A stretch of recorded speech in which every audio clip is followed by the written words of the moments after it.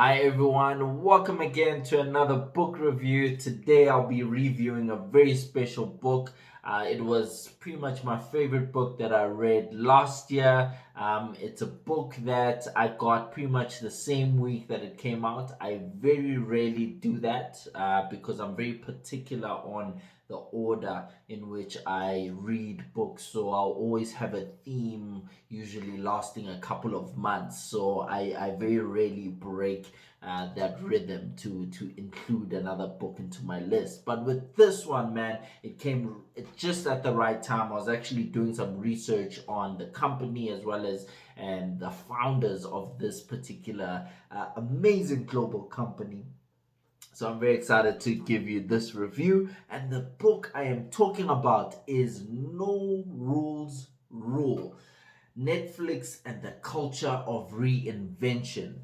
This book was written, of course, by Netflix co-founder and current CEO Reed Hastings, as well as Erin Meyer from the INSEAD Business School. I believe Erin was a consultant or some kind of, I think she was doing a profile of some sort on Netflix in I think the early 2010s or whatever, and that's how kind of she got introduced to, first of all, Netflix and their culture, but also that's when the relationship between Reed Hastings and Erin kind of started. So a very organic kind of relationship that we have here. Very interesting book when you have two co-authors, and you'd imagine like that it would be the two co-founders of Netflix, for example, writing a book together. But this is interesting because you have the co-founder and CEO, and then you have someone from the outside, looking in. And I think it's also going to speak to some of the principles that Netflix kind of live by in their cultural the cultural makeup of the company. So this book was very interesting and very consistent for reasons like that, right? Like, given from its inception, the way it's structured, it's very much tells a certain story, so it's not just like someone giving you a chapter or giving you a text for you to digest, but it's really this almost like a conversational type of format between the two co-authors, and then in between it has these principles and kind of texts that Netflix live by within their organization. So thoroughly enjoyed it from the setup point of view, and also from the content and context in which it lives. Now, if you don't know who or what Netflix is, I have no idea how to help you, because it is one of the most the biggest companies at the moment, and one of the most innovative and creative companies, as well as disruptive,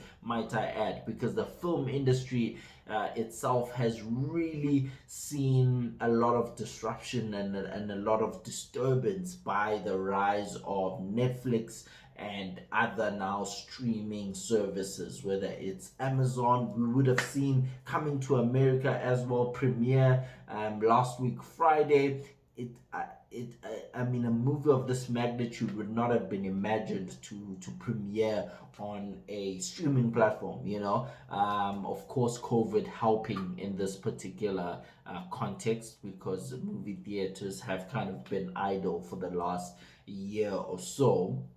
But Netflix themselves have done it, premiered a very high budget, high quality movie, and a star-studded movie as well on their platform, with the likes of The Irishman, for example, which had Martin Scorsese as director. You had Robert De Niro, you had Joe Pesci on there, you had Al Pacino as well. So a very star-studded cast. That movie premiered on Netflix. Imagine that, and it won critical acclaim as well in the form of kind of the conventional awards. So things have changed, and companies like Netflix have really disrupted the way in which we live and the way in which we consume content, and especially in 2021, where we can't go out and physically go to the movie theaters and things of that nature. Digital platforms have really taken a greater significance and played a bigger role within the entertainment industry. So,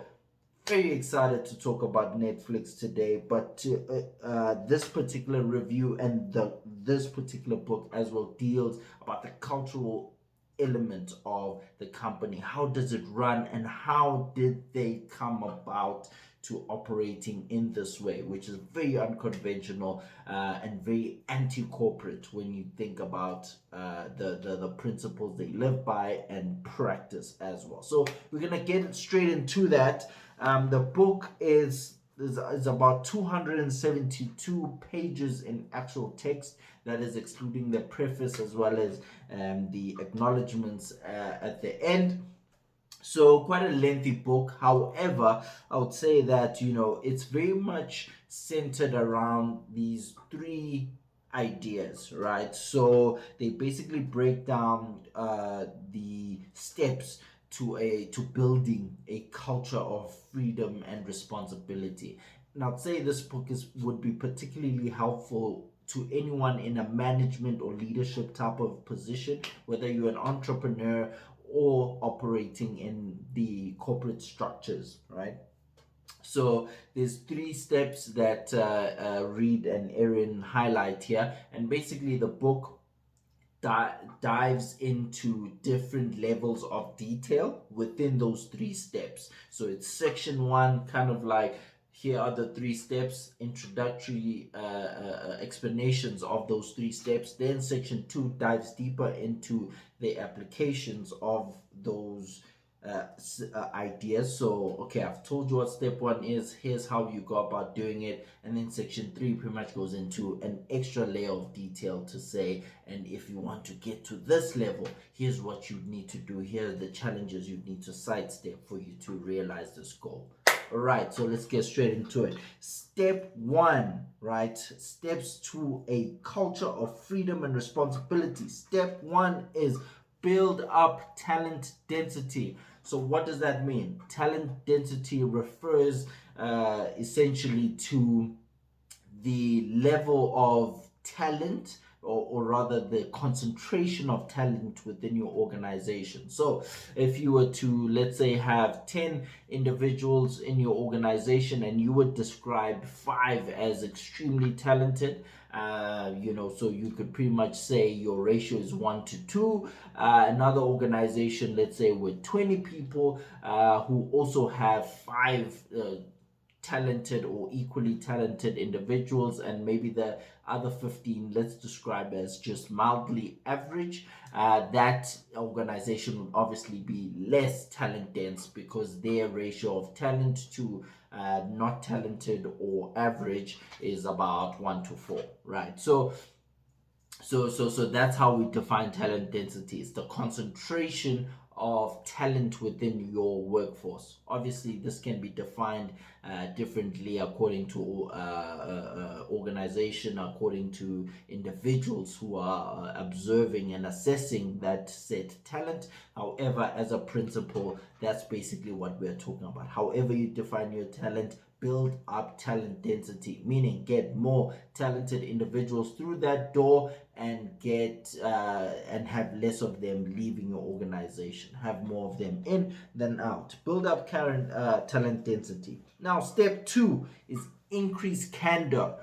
What this means is increase the level of, or the idea of, frank and honest communication within the organization. So increase candor. I've read up a lot about especially these unique companies that operate, and especially unique entrepreneurs as well that go on to build multinational, multi-million or multi-billion dollar or rand organizations. They all speak about the importance of candor, the ability and the freedom as well that employees enjoy to express themselves honestly and truthfully. This is something, if you are in corporate or business, that tends to lack. and quite often it lacks due to it being overpowered or consumed by politics, right? People suck up, people don't feel they can say what they feel, even though most companies encourage this on paper. Very few companies practice this. So that's step 2, increase candor. Step 3 is begin removing controls, right? Now, this is crazy. So, this is basically when you are talking about now the responsibility side of things. So, controls are referring to the mechanisms or processes that you have in place to ensure that the organization operates in a uniform and standardized way, right? So, step 3 is very important because it cannot be done without ensuring, especially that step 1 is very well implemented. So, ensuring that you have a very high talent density, right? Because if you remove controls with a staff that's not very talented, not very conscientious, not very organized, not very passionate, you could really be setting yourself up for disaster. So, this refers to leading by context rather than instructing people. So you paint the context and you let your workforce interpret, analyze, and apply that context to the best of their judgment, right, within the organization. So very tough one, and one that I think we can talk about for a very long time. But that's step 3, begin removing controls, right? So that's pretty much the map, according to Netflix's co-founder Reed Hastings. So what you want to do, you want to get great people through that door, right? You want to keep them. And how do they keep them? Now I'm going to dive into each step, right? So how do Netflix keep talented individuals? One, like most organizations, they try to hire really well, right? So whether that means having multiple layers and steps in your interview processes. I've went through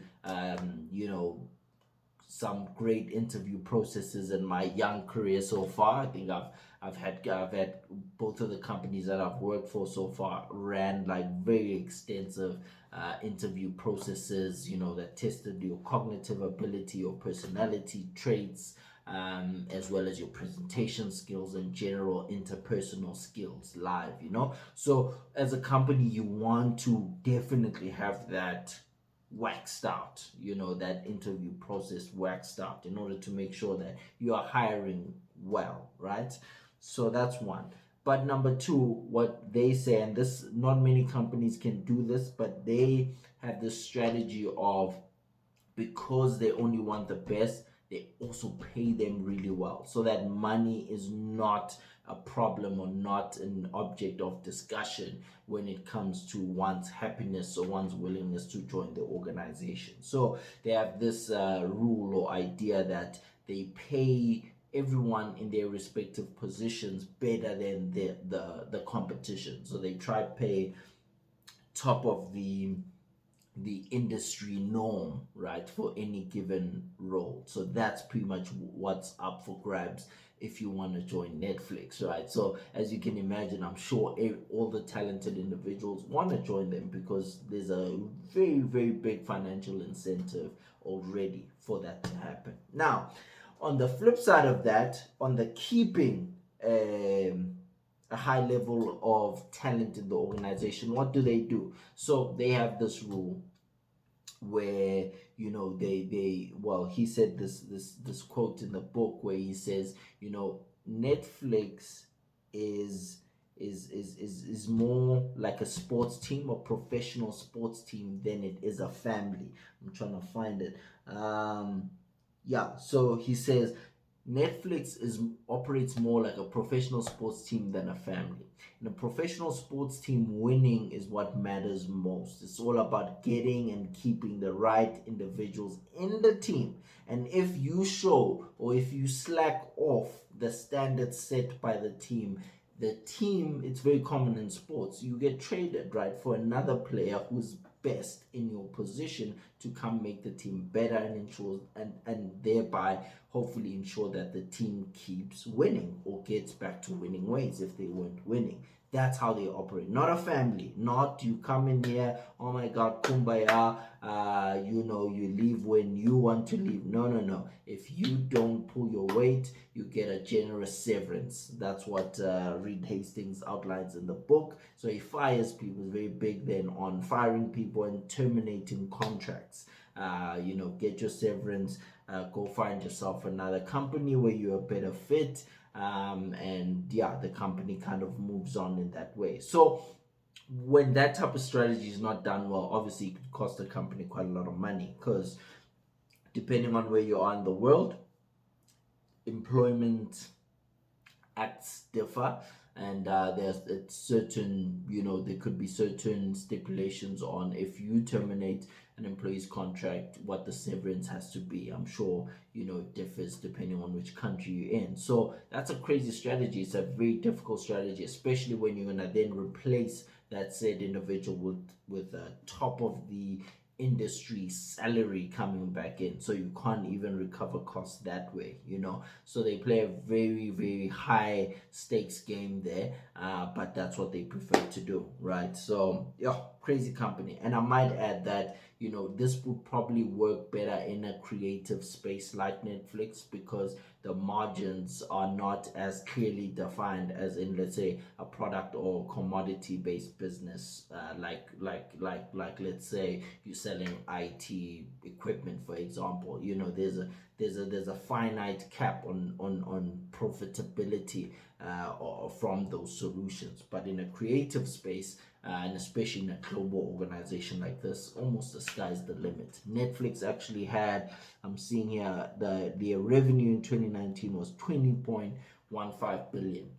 So, and you don't necessarily have to have one extra person for every movie you send out. So you can really have a dedicated, very talented and dense team, pay them top of the range, and revenues could even double from this depending on how many people subscribe to the service that Netflix currently offers. So won't work for every company, but this is definitely working for Netflix. Now, Canada is quite simply put, all about really almost being very exaggerated and deliberate in giving of feedback and receiving of feedback within the organization. And I think leaders here play a very pivotal role, because they have to show that they can also take negative feedback. And that's usually, I think, the point of most discomfort in corporate situations, because as a junior, for example, you wonder, can I really say what I feel or think about whether it's a situation or directly personal to a given leader or someone of a higher position in the organizational structure. Quite often, let's be real, doesn't work like that. It's career suicide in most situations, because people don't take negative feedback well. And just in general, you just have to see people in general. Everyone likes to say, no, give it to me, I can take it, but most people can't. So in the work environment, it's even worse. People get embarrassed, seniors get embarrassed, and their egos take a hit when they are, let's say, told unsavory feedback, especially when it comes from someone who they might deem as junior or less experienced. So it speaks again to the bedrock of talent, because having the right executives or managers in those roles would really set the tone on the comfortability factor of everyone being able to then express themselves, knowing that it won't come back to bite them in some way, shape, or form, right?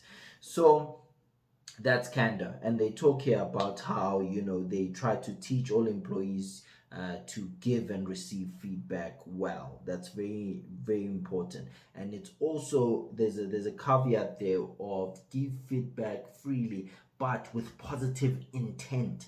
So the content and what you're saying, doesn't have to be soft or whatever, but it has to be for the good of the company or the team. So the intent is what they really make sure that they judge, and make sure that everyone in that team can does subscribe to that, because otherwise it would create a very ripe platform for jerks and people who just like to stir up trouble to be able to speak up. Hey, I hate that you did this. That was a flop. That was, so it will create that platform, and people like that get fired at Netflix, because the idea is speak freely, give open feedback, but with positive intent. And I think that's also something that you and I can learn even from our own, for our own careers, in that you want to be upfront, you want to be very transparent and give feedback to people, but always check yourself to say, am I giving this feedback with positive intent to help, to build, and to ensure that the company is in a better position than what it would be if I keep my mouth shut. So I think it's a very, very important fine line to underline and to keep meditating on. So that's point number 2. Point number 3 is begin removing controls, or remove controls. And the idea behind this is the freedom, as I said, but also the ownership that would give each and every individual. There's a term I like from reading the book. It basically speaks about how the employees, after being taught or led by context, the idea is for them to become, what do they call them, captains, right? Captains, decision captains within the organization. So the idea is that you can own decisions that you make, for as long as you can justify that, hey man, here's my thought process, here's how I arrived at this decision. But they also make it clear that, look, obviously because of the high performance culture that is there, they allow for the explanations, and they encourage the thoughtful explanations of how decisions were made. However, you will not get away with continuing to make bad decisions, or decisions that adversely affect the company, because even though you are intentioned, that means that, or that could reflect to the point that you actually have bad judgment, and bad judgment will not be allowed in this team of A players, because we will not stay at this position for much longer if we keep allowing bad decisions to go unchecked. So it's a very, very rough culture that they have there, and I don't think it's for most people, to be honest. But the reason why I also recommend this book is for those of you who really are in a job, you're in your job, you're in whatever, maybe you even own your own business, and you've observed how corporate currently operates, and you keep wondering and asking yourself, is this it? Is there other ways that a business can operate, or are we all doomed to just conform to how things have become? Books like this are very good for getting the creative juices flowing again, and almost even getting morale flowing, and kind of permeating through yourself again, to say, man, you know what, this being the most extreme side of anti-corporateness, right, or anti-current business climate, but it's a good kind of stretch to your imagination to say, no man, they are successful. You can operate a successful company and be completely anti what we've been told to follow. Being completely anti what you see all around you. So that's what I've really found, and that this is the effect that this book had on me. It had a really profound effect last year, man. I needed it. I loved it.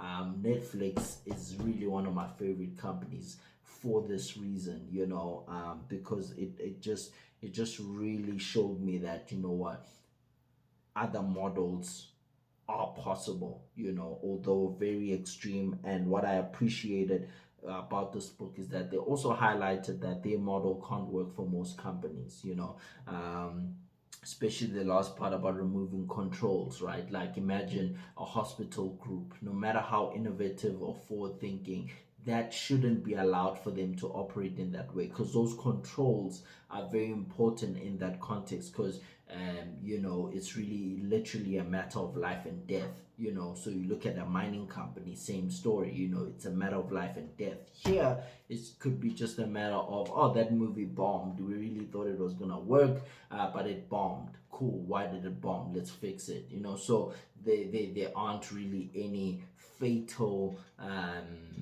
consequences for decisions in this creative space, right? So I really appreciated the fact that they didn't paint it as if all companies should operate like this is the new way of business. No, they kind of said, no, most of the things that are done in business are stupid. Here's what we believe, here's what we did to make our company this way. However, this is not for everyone, and evaluate your own environment carefully before implementing some of these strategies, basically. So a very responsible offering here, very good insight into how one of the world's biggest and best companies currently operates, and as well as a good handbook, I would say, for managers as well, who are forward thinking and are looking to redefine maybe how things are in their organization,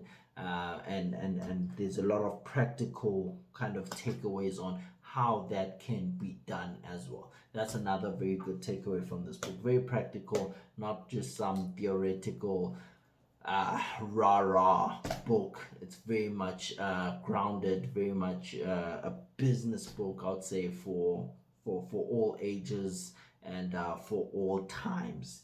I really rate this book highly, and I think in my bookshelf it will definitely hold a special place. So definitely recommend this to you. No Rules by Reed Hastings and Erin Meyer. I think out of 10, I'd give this book at 8.5. I'd give this book at 8.5. Only missing out maybe on maybe it was too focused, but I really appreciated it, but I wouldn't give it like a 9, 10 for a business book, because it really dealt on something super specific, very helpful but super specific, and so I wouldn't put it up there with some of my greats that I've read from a business point of view. But man, you need to get this.